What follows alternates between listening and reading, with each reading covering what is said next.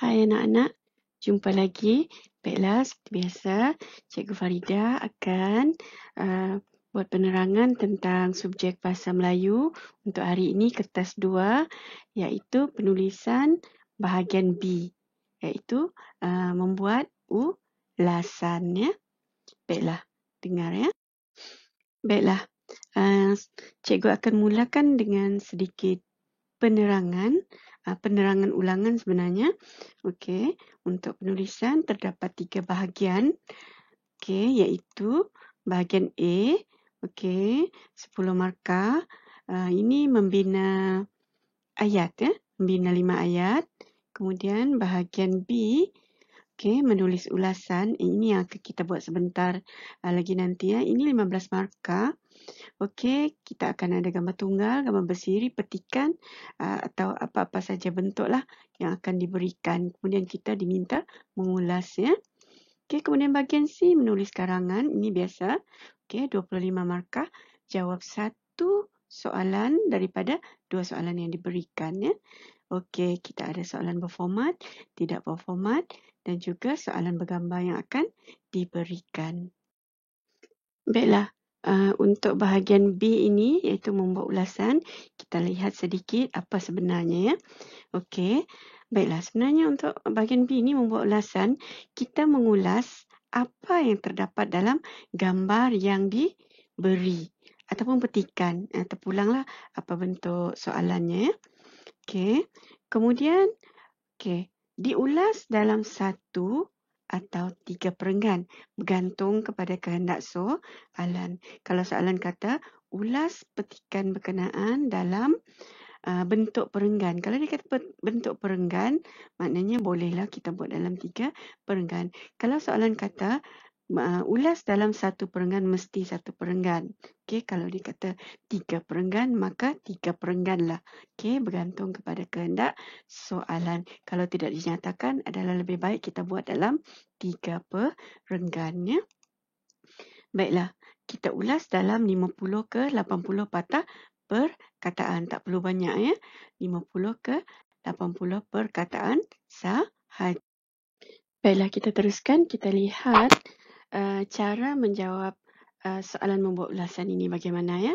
Okey, seperti biasa cikgu nak bagi tips lah. Okey, supaya senang untuk menjawab. Okey, pertama sekali baca. Seperti biasalah, bahagian A kah, bahagian C kah. Okey, pun sama. Mesti baca dan fahamkan soalan. Okey, ini fahamkan gambar ataupun petikan ya. Okey, kalau tak faham macam mana nak jawab kan?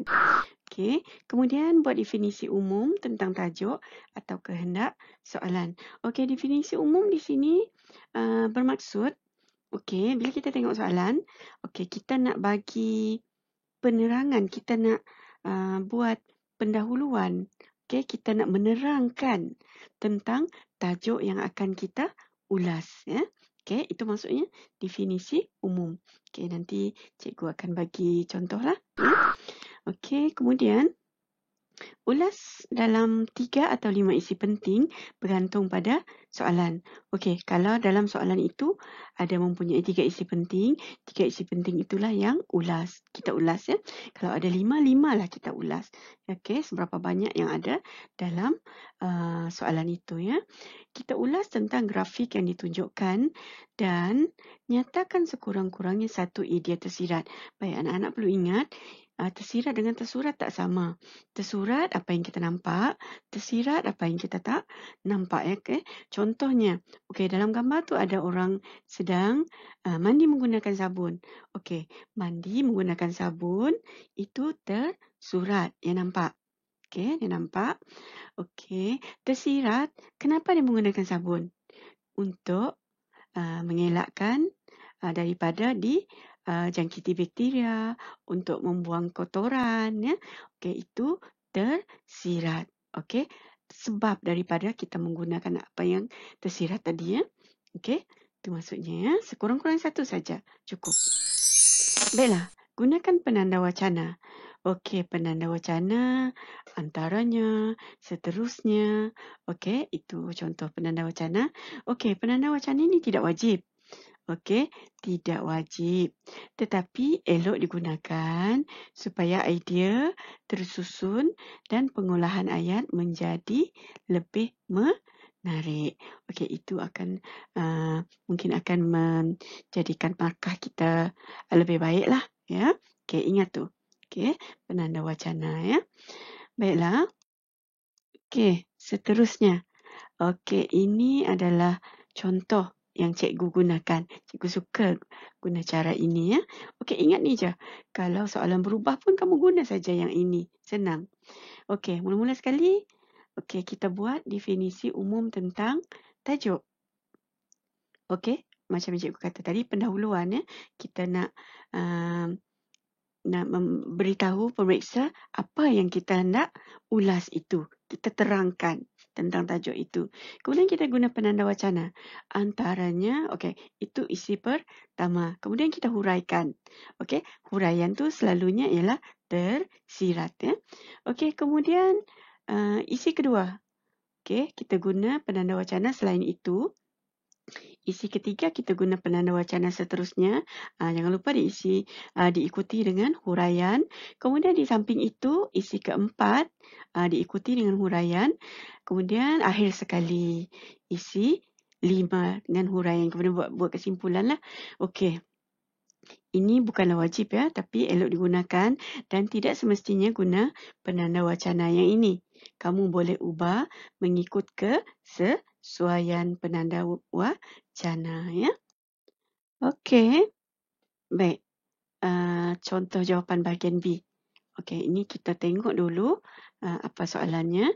Gambar di bawah menunjukkan cara-cara mengisi masa lapang dengan melakukan aktiviti yang berfaedah. Ingat tu, aktiviti yang berfaedah. Okey, tulis ulasan tentang cara-cara mengisi masa lapang tersebut dalam bentuk perenggan. Maka bolehlah kita buat 1 atau 3 perenggan. So, dia kata dalam bentuk perenggan, ya. Okey, tapi mesti dalam 50 ke 80 patah perkataan. Ingat tadi, tengok apa kehendak soalan dulu, ya. Okey, untuk menjawab soalan membina ulasan ni senang saja. Kata kuncinya ada 2. Apa, mengapa. Okey, dalam gambar ini kita tengok. Okey, dia minta tadi mengisi masa lapang. Okey, cara-cara mengisi masa lapang. Yang pertama ni anak-anak tengok gambar sedang pegang penyapu. Dia menyapu sampah. Okey, apa yang dilakukan? Menyapu sampah. Okey, satu lagi kata kunci dia. Mengapa? Mengapa mesti menyapu sampah? Ya, supaya halaman rumah bersih. Okey, kita ada tersurat dengan tersirat. Okey, dalam gambar ini saja kita dah dapat 5 tersirat. Okey, tadi cikgu kata perlu 1 saja, tapi sini dah 5. Dah banyak bonus lah, ya. Okey, baiklah. Seterusnya, gambar yang kedua apa yang sedang dilakukan? Okey, menyiram pokok bunga. Itu apa, ya? Kata kuncinya apa? Mengapa? Okey, menceriakan kawasan rumah. Baiklah, seterusnya mereka sedang buat apa? Main sepak takraw ataupun boleh kita kata bersukan. Baiklah, mengapa? Menyihatkan badan, ya. Okey, seterusnya membaca buku. Kenapa nak membaca buku?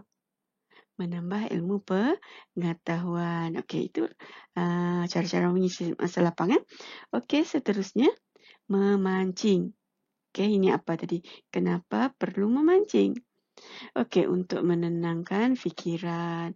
Ataupun mungkin boleh kamu kata menambah pendapatan sambil menenangkan fikiran.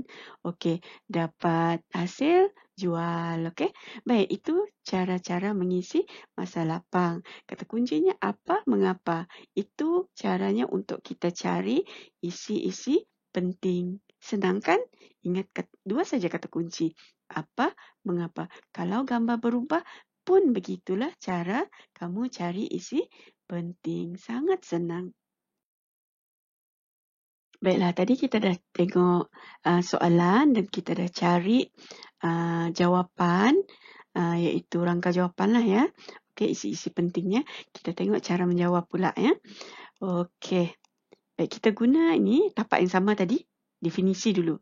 Ya, tadi soalannya ialah cara-cara mengisi masa lapang. Jadi kita buatlah definisi tentang definisi umum tentang cara-cara mengisi masa lapang ataupun kita buat definisi tentang masa lapang tentang tajuk ni. Okey. Baik, kita boleh kata banyak aktiviti berfaedah yang boleh kita lakukan pada masa lapang. Okey. Ataupun ada banyak cara untuk kita mengisi masa lapang atau masa senggang. Terpulanglah macam mana ayat kamu ya. Okey, antaranya ingat tak tadi isi yang kita cari menyapu sampah. Itu isi pertama. Huraiannya supaya halaman rumah bersih. Ini rangka saja. Okey. Selain itu, menyiram pokok bunga. Kenapa? Menceriakan kawasan rumah. Seterusnya, bersukan. Kenapa tadi? Untuk menyihatkan badan. Di samping itu, okey, membaca buku. Kenapa membaca buku? Untuk menambah ilmu pengetahuan. Akhir sekali, memancing. Untuk menenangkan fikiran. Okey, kemudian kita buatlah kesimpulan tentang apa yang kita ulas. Okey. Okey, kita buat contoh macam ni ya. Isilah masa lapang dengan melakukan aktiviti yang berfaedah. Senang. Okey, itu saja. Okey. Kalau soalan berubah pun kita tukar-tukar saja isi. Tapi masih sama caranya ya. Okey, baiklah. Sekarang kita tengok jawapan contoh yang penuh dengan ayat ni sekali ya. Baiklah. Banyak aktiviti yang boleh kita lakukan untuk mengisi masa lapang.